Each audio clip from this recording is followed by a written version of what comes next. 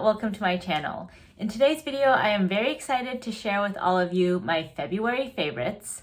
So if you watched my January favorites video, you know I bought way too much stuff at the beginning of this year, but I dialed things back a little bit in February, so we have a much more manageable list of favorites for this month. So for today's video, I'll be giving you my review while also putting them on my face so you can see sort of an additional example of how the products perform.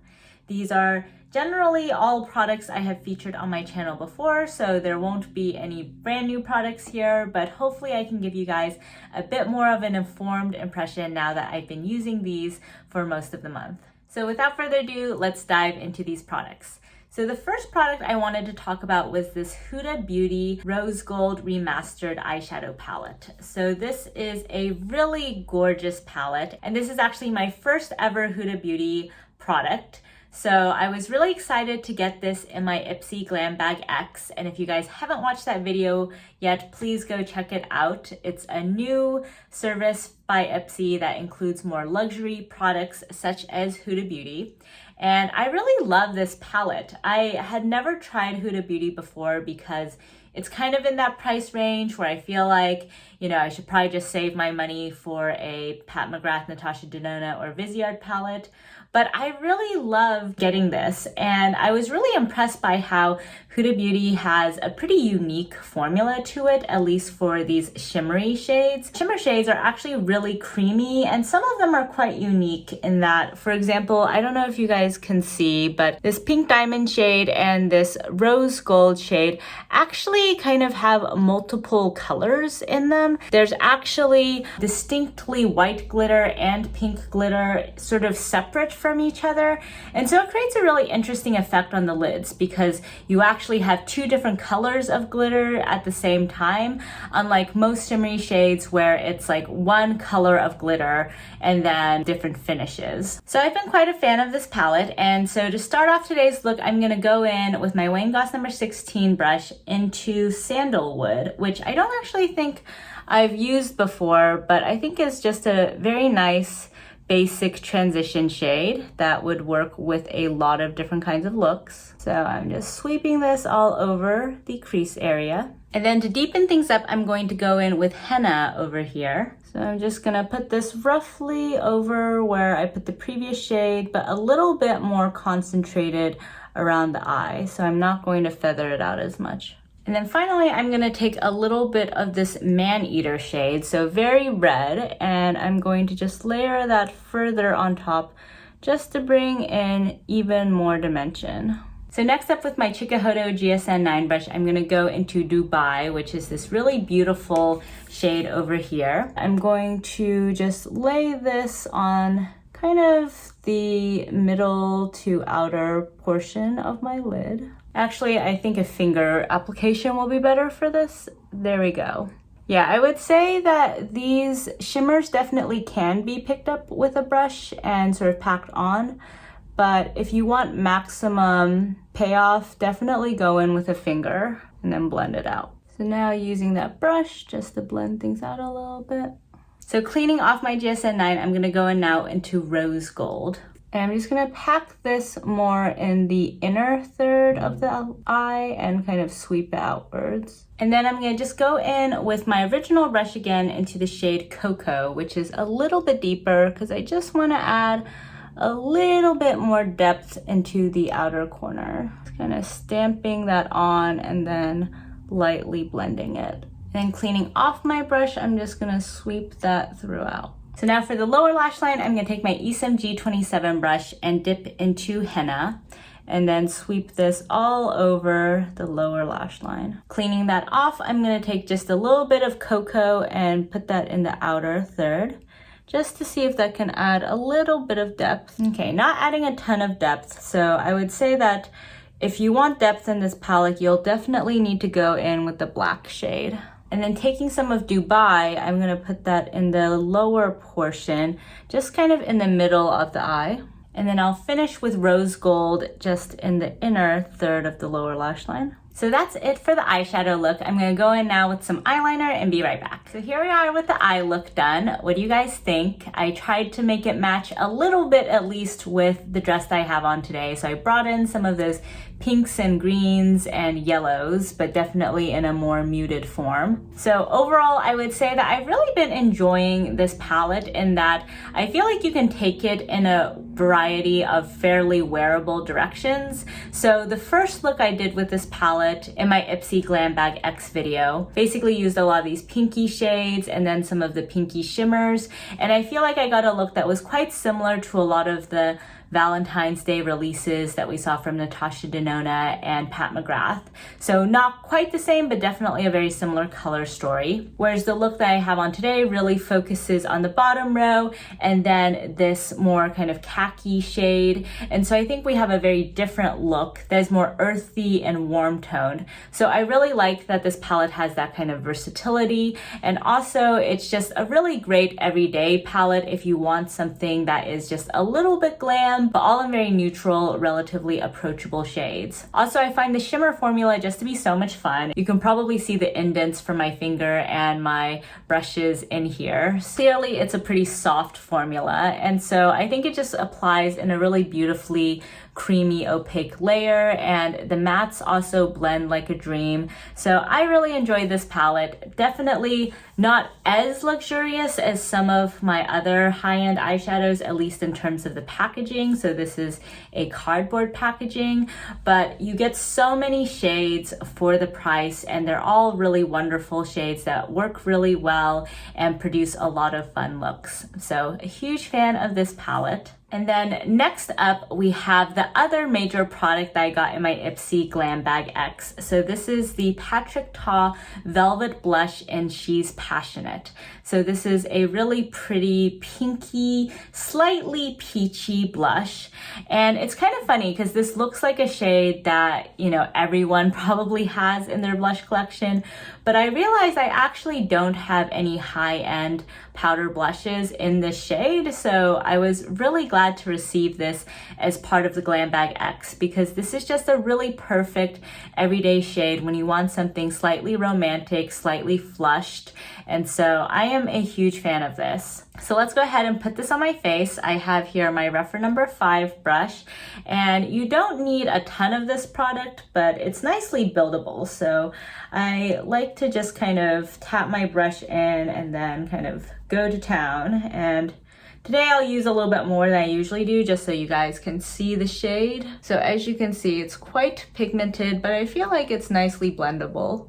And it also looks very nice and natural on the skin, which is a huge selling point for me. There we go. So very cute, pretty. I think this is great for an everyday look. And if you really build it up, you can get that nice pinky flush in case you're doing something a little bit more dramatic. But for today, we'll leave it at this because the eye look is not terribly pink. So next up we have this Pat McGrath highlighter in Divine Rose, and I have been a huge fan of this and actually using it basically on an everyday basis, which was quite surprising to me because if you look at this in pan, it's like a pinky, peachy highlight with a pink base and a gold flip, so it doesn't really seem like it would be your everyday color story.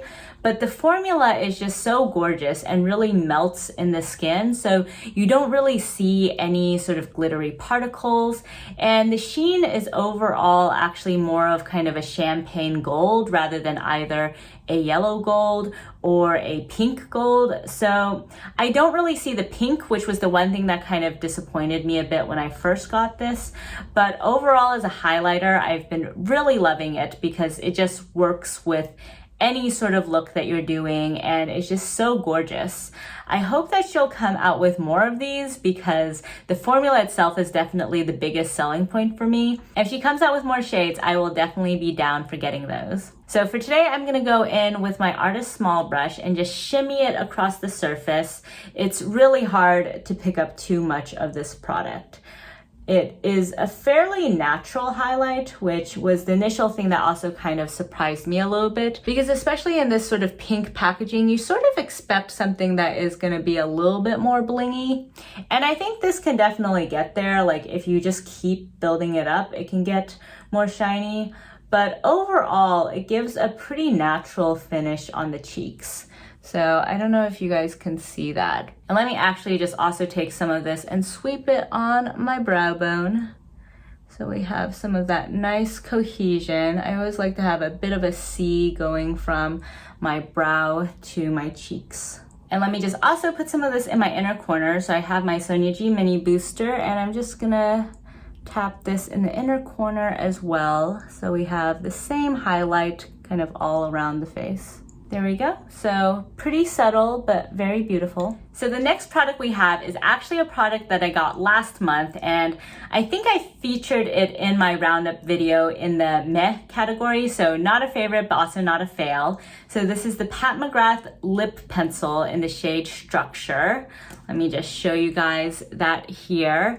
So I originally put this in kind of the intermediate category because I had been hoping that this would be a little bit deeper and a little bit more brown. And so I didn't feel like it was really serving the purpose that I wanted it to serve. But the past month, I've actually been using this a lot because this has basically become my go-to lip pencil on days when I have a lighter lip look, which I've also been going for a lot because I've been doing pretty dramatic eye looks. And so this is perfect for days like that. It's a really long-lasting, easy to apply lip pencil. And for me, this is basically very similar to my natural lip shade, but just several shades deeper. And so it does a beautiful job of contouring my lips and just adding some more, as the name implies, structure to a look so that I can just kind of blur in some lighter lipstick but not have it look like my entire lips are just whited out. There we go. So I just put this all around the perimeter of my lips, and you can see it brings just a bit more depth and a tiny bit more of a tawny brown to my lips. So I think this is really perfect for a fairly natural but still kind of contoured lip look for me. And also it's sufficiently cool tone that I feel like it pairs pretty well with my more mauvey toned lip colors. So for today, I'm actually gonna pair it with Venus and Furs from Pat McGrath. So this is in the Matte Trance formula, and I'm not going to push it out anymore because this is the one with that weird white cast, but I've actually still used this and it's generally been fine. So I really enjoy actually her Matte Trance formula. So here we are with Venus and Furs on my lips.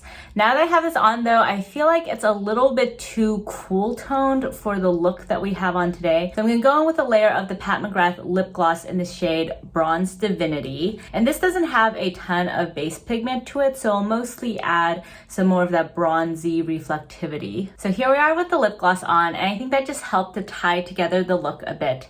And also I should clarify that these two products, though I do enjoy them, are not in this month's favorites. They're just here to complete the look. So before we move on to my skincare favorites, I did want to give a shout out and honorable mention to the Eternal Eden Quad from Pat McGrath. So this is a palette that I have really been enjoying a lot as well. And if you guys haven't checked out my video reviewing this, please do. I go through the swatches and a look with this palette, and it is super, super gorgeous. And in that video, I compare this palette with the other Divine Rose palettes and also with the Natasha Denona Mini Love Story palette, since there's a lot of kind of similar pinky purple eyeshadows going around nowadays. I would say overall, now that I've had both this and the Mini Love Story for a while, this is definitely the palette I gravitate towards more, since I do like this color story and this formula just a little bit better than the Mini Love Story. That said, of course, the Mini Love Story is a lot cheaper. So if you're not a huge fan of this color story, but just want some pinky, mauvey, purpley tones in your collection, I would definitely recommend that palette. But this one has been my personal favorite. I would say the only reason this isn't in the favorites category for this month is that it's a good palette, but not a really great palette. And so I do enjoy it, would recommend it for folks who enjoy this color story, but didn't find that it stood out to me as much as the Huda Beauty palette, but still honorable mention for this beauty here. And then finally, I wanted to talk about two of my skincare favorites for this month. So first off, we have the Good Molecules Pineapple Exfoliating Powder. So if you guys watched my Beautylish Lucky Bag video, you know that I got this in that bag. And at the time, I didn't really know what to think about it because I had never used a powder exfoliator before. And honestly, it seemed to me possibly a little gimmicky, so I was a little worried that I wouldn't like this. But I actually have been really enjoying this. This is just the perfect everyday exfoliator that is super gentle on your skin. I think one of the main ingredients in this is rice powder, which is really great for your skin. So I feel like this does a good job of just very lightly exfoliating your skin without it feeling stripped or sensitive.